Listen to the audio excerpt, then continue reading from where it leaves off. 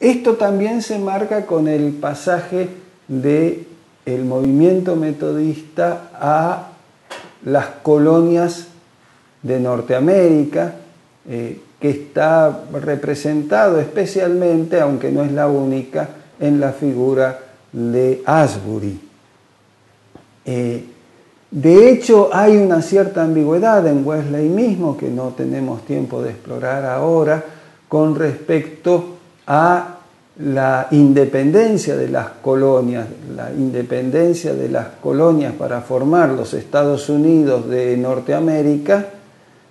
Ocurrió en vida de Wesley, y Wesley en un primer momento apoya esta independencia, en otro momento se retractará. Mucho más claro es cuando se opone, por ejemplo, a la aventura colonialista de Inglaterra en la India. Pero pasado el metodismo a Estados Unidos, ahora Estados Unidos va tomando una forma propia, diferenciada. Ya no es el movimiento que está en medio de las clases obreras o de los mineros, sino que va acompañando el proceso de expansión de la frontera occidental, el famoso marcha hacia el Far West. Cuando nosotros en las películas de vaqueros vemos las capillitas y los predicadores metodistas que a veces, evangélicos que a veces aparecen, tengan la certeza que en su gran mayoría eran esos predicadores metodistas que iban acompañando entonces, y por eso la Iglesia Metodista tuvo una fuerza tan grande en aquellos años de la formación de la nación norteamericana. Era un acompañamiento entonces no ya a los obreros, ahora a los colonos que se iban expandiendo en la frontera occidental de las colonias norteamericanas. Ahí hay también un elemento bastante ambiguo, en algunos casos con una visión bastante positiva acerca de los pueblos originarios que habitaban en ese lugar, en otros casos apoyando la idea dominante de que había que desplazar de sus territorios a los originarios para establecer las colonias que fueron poblando y que incluso llegaron después a estar en conflicto con otras colonias similares que venían del sur por el lado español. Todo esto es afectado por un hecho fundamental en la historia norteamericana, que es la Guerra de Secesión en tiempos de Abraham Lincoln, ¿no es cierto? Allí la posición metodista se desdobla, con algunos, una mayoría, especialmente en los estados norteños, que claramente, siguiendo una línea que ya existía desde mucho tiempo en la Iglesia Metodista, se oponen a la esclavitud, y otros que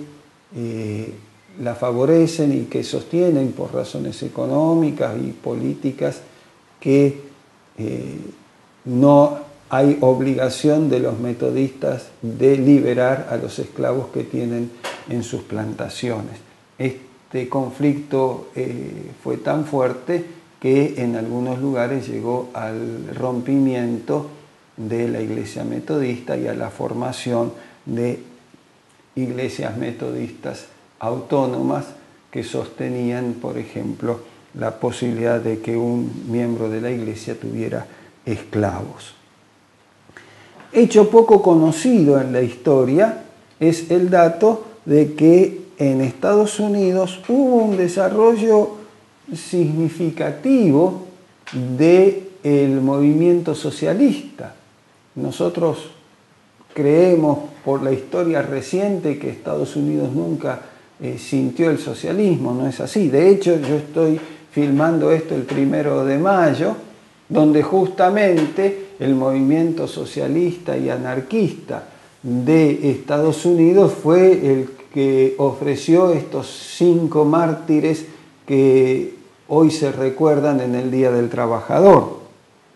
En algún momento el socialismo norteamericano llegó a cosechar más del 10% de los votos hasta que fue prácticamente perseguido y excluido. Y muchos metodistas participaban de ese movimiento socialista. Es interesante ver cuando uno hace la historia detallada del metodismo en Estados Unidos, la incidencia que tuvo ese socialismo democrático, ese socialismo de corte liberal en el ámbito de las iglesias metodistas, incluso en el sur de Estados Unidos, ¿cierto? Y claramente el metodismo siguió participando en una forma muy fuerte con los movimientos por la dignidad de los afrodescendientes norteamericanos, acompañando en gran medida la lucha por la igualdad de los derechos sociales. No viene al caso hacer toda una historia, ni yo soy el más indicado del metodismo norteamericano, pero sí es importante destacar estos elementos porque tuvieron su influencia en el movimiento misionero que llegó de Estados Unidos y de Inglaterra para formar el metodismo en nuestro país. Esta corriente, ya digo, de socialismo liberal, de una visión de la sociedad en camino de un mayor progreso social, ciertamente alentó a muchos de los misioneros y misioneras, así como también de laicos que vinieron con otras funciones. Recordemos que las maestras que trajo Sarmiento en su mayoría habían sido formadas dentro de escuelas metodistas y además eran metodistas. Y tenían una visión justamente vinculada con una formación del pueblo, con una idea, si bien mediada por su cultura sajona, de una idea de que la educación era lo que permitía a un pueblo progresar. Y en ese sentido había una impronta anticatólica también que tenía que ver con la idea de que el catolicismo promovía la superstición, el oscurantismo, la falta de acceso del pueblo a una cultura más letrada y por lo tanto el metodismo se proponía, junto con otras denominaciones evangélicas, superar ese analfabetismo popular proveyendo escuelas. Las primeras escuelas metodistas desarrolladas en Argentina y sobre todo en Uruguay no fueron las grandes escuelas como el Crandon o el Ward que hoy tenemos, sino pequeñas escuelas en barrios populares durante el siglo XIX. Y nosotros tenemos una figura importante en ese sentido, como es la de William Morris. William Morris, que fue el promotor de todo el tema de la educación de los niños de los barrios bajos, estableciendo escuelas en distintos lugares, del barrio de La Boca principalmente, que tenía una cierta continuidad con aquella búsqueda de educar a los niños pobres que ya se había manifestado en las escuelas dominicales. Pero también el socialismo, ese socialismo cristiano, digamos así, democrático, que vimos en el metodismo norteamericano, influyó en nuestro país. Recordemos que el metodismo tiene una línea de desarrollo en nuestro país que acompaña el esquema ferroviario, porque muchos de los laicos metodistas que vinieron eran ingenieros u obreros ingleses que venían a instalar los ferrocarriles y por lo tanto influyeron en sus pares obreros en esa línea. No es casualidad que sean los grandes centros ferroviarios Buenos Aires, Rosario, Córdoba, Villa Mercedes en San Luis, en Mendoza, Bahía Blanca, los lugares donde el metodismo tomó más fuerza durante el siglo XIX y primeros años del siglo XX. Hay incluso declaraciones de la conferencia anual en los años 30, 1930, donde claramente la Iglesia Metodista, en su órgano más expresivo, que era la conferencia anual, en ese tiempo se declara en contra del capitalismo y a favor de formas económicas de un socialismo cooperativo. Cuando uno mira para atrás y busca esos documentos, llama la atención o no llama la atención, depende de la posición que uno tenga, con qué libertad se expresaban en ese sentido y cómo algunos pastores muy representativos, que incluso llegaron a tener después funciones episcopales, como el caso de Julio Manuel Sabanes o Enrique Balog, claramente se manifestaban como militantes socialistas e intervenían, en el caso de Julio Manuel Sabanes, muy claramente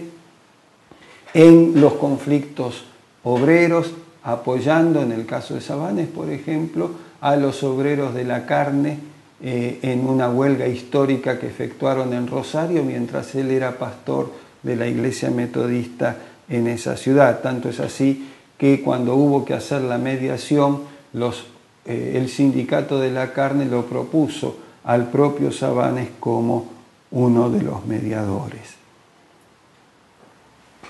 No vamos tampoco a hacer historia de las posiciones sociales de nuestra Iglesia, pero sí podemos señalar que estos antecedentes son los que cuentan cuando uno ve la importante participación y compromiso de la Iglesia Metodista con el tema de derechos humanos durante la última dictadura, que llevaron a que figuras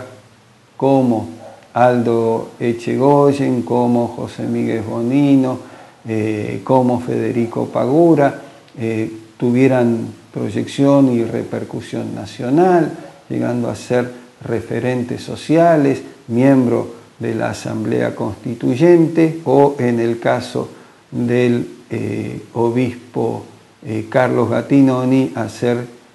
copresidente de la Comisión Nacional de la Desaparición de Personas. Un dato para señalar es que en el sepelio de don Carlos Gattinoni, por primera vez, un presidente en ejercicio de la nación asiste a una iglesia metodista para, en ese caso, despedir a los restos mortales de quien había sido, para Ricardo Alfonsín, un consejero espiritual y un hombre de referencia como lo fue don Carlos. De manera que en este breve ensayo a vuelo de pájaro podemos ver cómo en distintos momentos, en distintas circunstancias, en distintos escenarios políticos, sociales, económicos, frente a distintas situaciones legislativas, hubo,